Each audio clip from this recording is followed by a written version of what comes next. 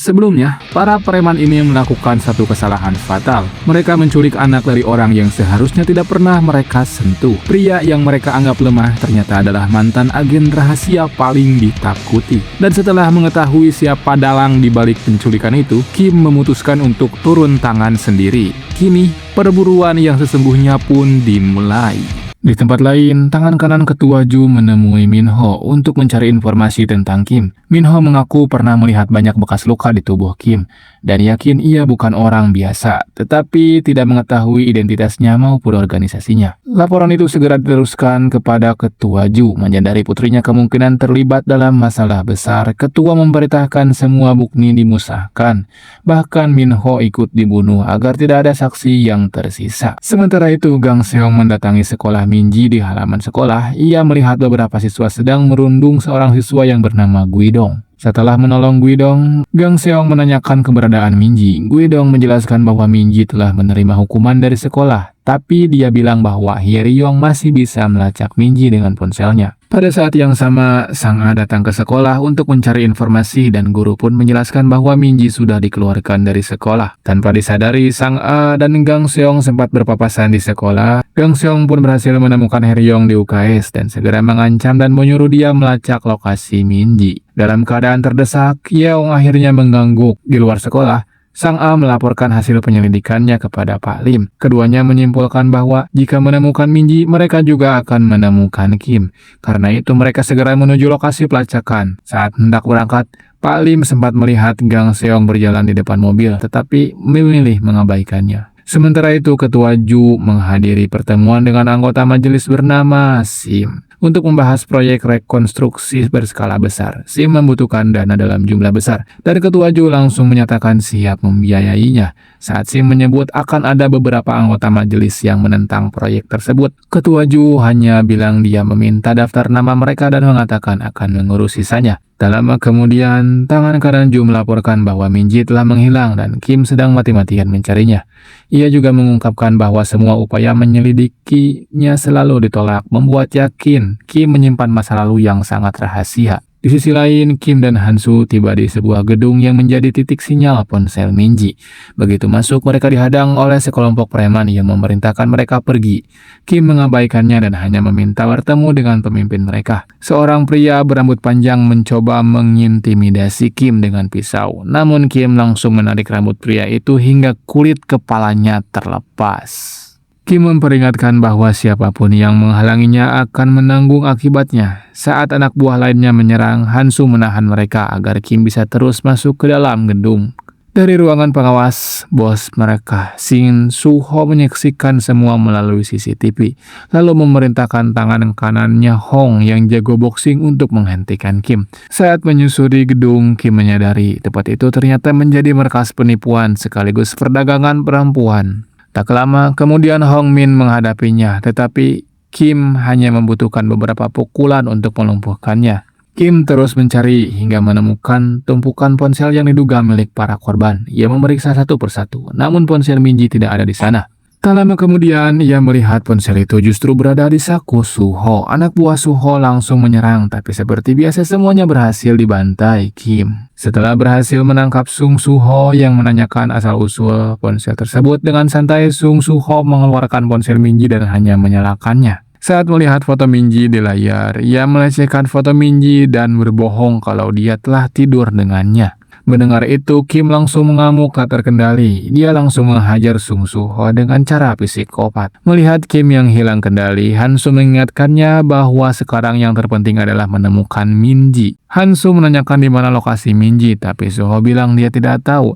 Lalu Suho menjelaskan dari mana ia dapat HP Minji, bahwa anak buahnya mendapatkannya dari seorang gelandangan di pinggir jalan dengan menukarnya dengan sebotol bir. Suho pun melihat isi ponsel itu. Di sana hanya ada satu kontak, yaitu ayahnya. Dan tanpa sengaja ia menelpon Kim, dan itulah panggilan misterius yang masuk ketika Kim di kantor polisi. Setelah membaca chat mereka, terungkap bahwa Hyeryong hanya memanfaatkan Minji tanpa pernah menganggapnya sebagai teman.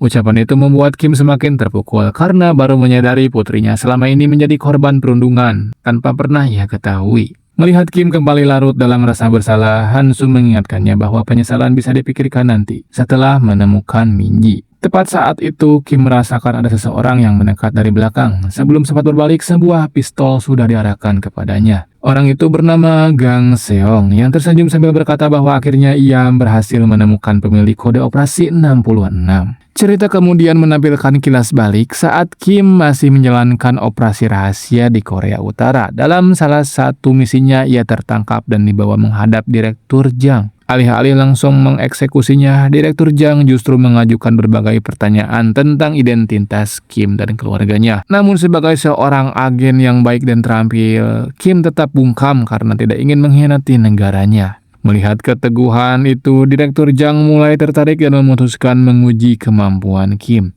Ia pun memanggil Jin Cheol, tetapi hanya berpesan agar tidak membunuh tahanan tersebut sebelum pertarungan dimulai. Jin Cheol berpesan agar Kim tidak mati terlalu mudah. Kim menjawab bahwa ia belum berniat mati karena memiliki janji yang harus ditepati kepada seseorang yang sangat berarti baginya. Saat Jin Cheol menanyakan nama Kim, Kim sempat menyebut angka 73 yang menjadi kode operasinya. Namun sesaat kemudian ia mengoreksi ucapannya dan memperkenalkan dirinya sebagai agen 66. Cerita kembali ke tahun 1997 di Korea Utara.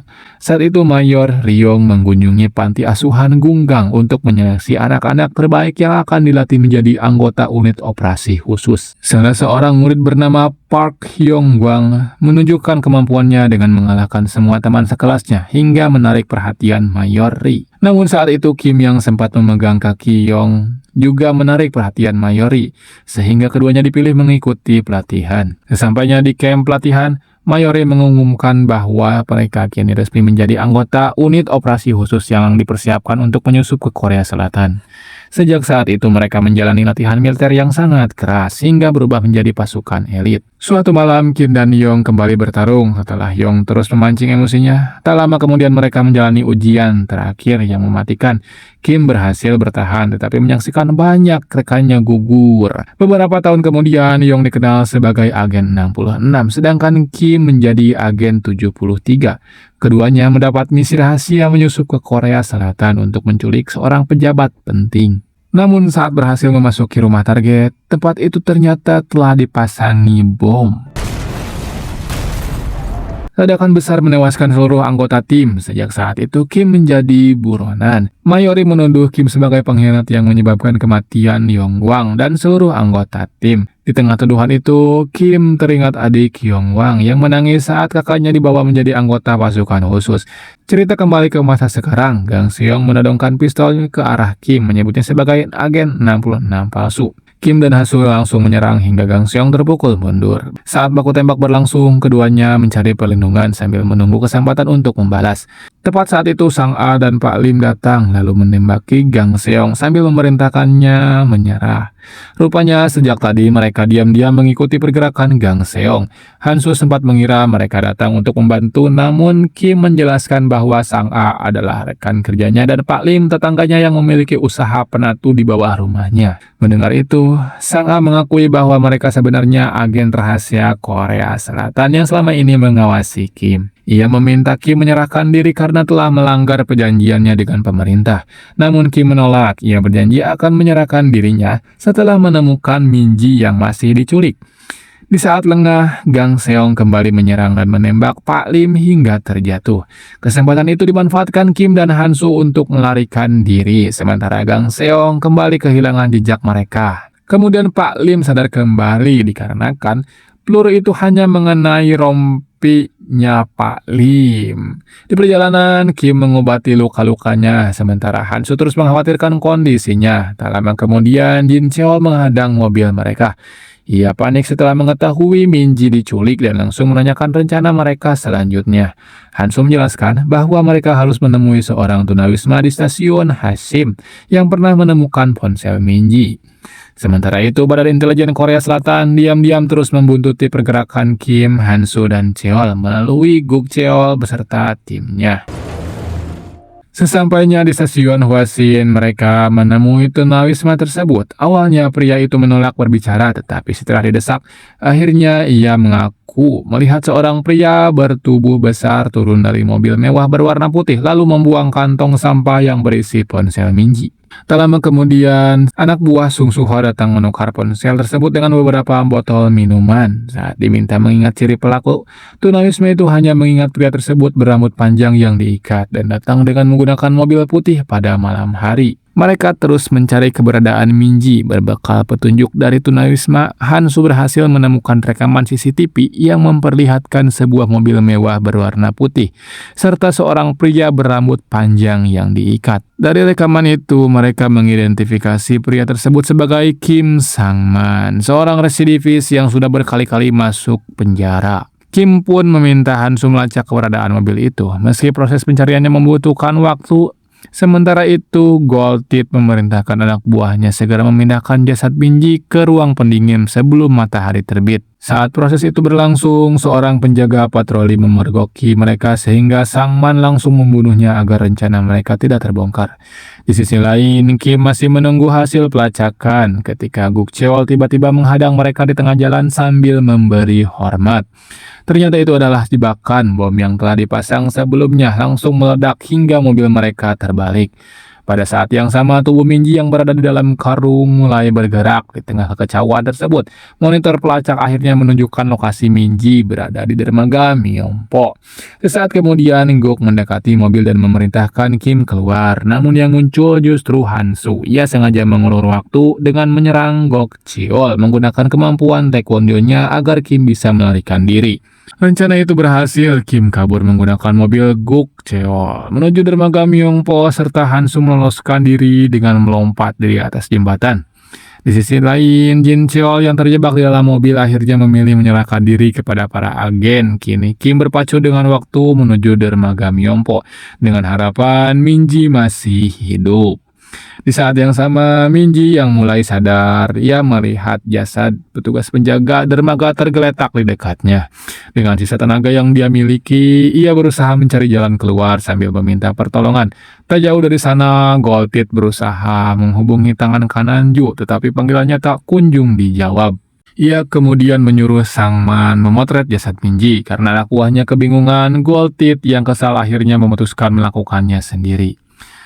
Nah, menelpon Gold Teeth dan Gold Teeth pun mengancam akan menyebarkan foto mayat yang dibunuh anak ketua Ju. Tak lama kemudian, Gold Teeth mengirim rekaman suara berisi pengakuan Hyeri yang memintanya menghilangkan barang bukti pembunuhan. Di saat yang sama, ketua Ju meminta Hyeri mengakui perbuatannya, namun Hyeri justru berbohong dan menyalahkan Minji sebagai pelaku perundungan.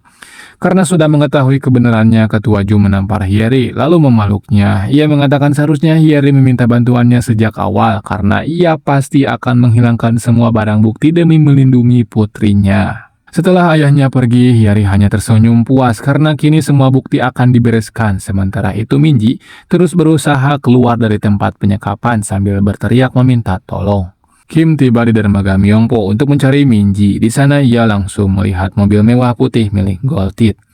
Di sisi lain, Minji yang mulai kedinginan terus memanggil ayahnya tanpa menyadari Kim sudah berada di dalam dermaga. Tak lama kemudian pintu ruangan terbuka dan Jung-dae masuk untuk memeriksa keadaan. Namun saat hampir menemukan Minji, ia menerima telepon dari ketua Ju. Dengan angkuhnya, Jung-dae alias Gold Teeth ini menuntut uang 2 miliar won sebagai imbalan jika ketua Ju ingin mayat korban Hyeri dihilangkan. Ia juga melarang ketua Ju membawa anak buahnya, tetapi Ju diam-diam akan tetap menyiapkan pasukan. Memanfaatkan kesempatan itu, Minji berhasil kabur lewat pintu yang tadi dilewati oleh Jung-dae.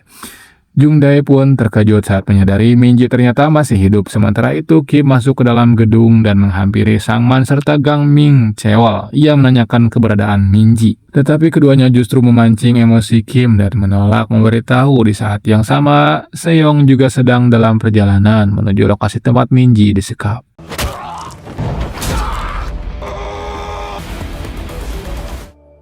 Akhirnya, agen Kim mengetahui di mana Minji disembunyikan. Tanpa ragu ia bergegas pergi, bahkan jika itu berarti mempertaruhkan nyawanya. Namun di tengah jalan, musuh dari masa lalunya menghadang. Dan plot twist yang tak terduga, ternyata Minji diselamatkan oleh ayah dari orang yang ingin membunuhnya. Lalu, bagaimana nasib Minji selanjutnya? Temukan jawabannya di part 3 besok di jam 6 sore. Subscribe dan nyalakan loncengnya agar kalian tidak ketinggalan saat Mang Robot upload kelanjutannya.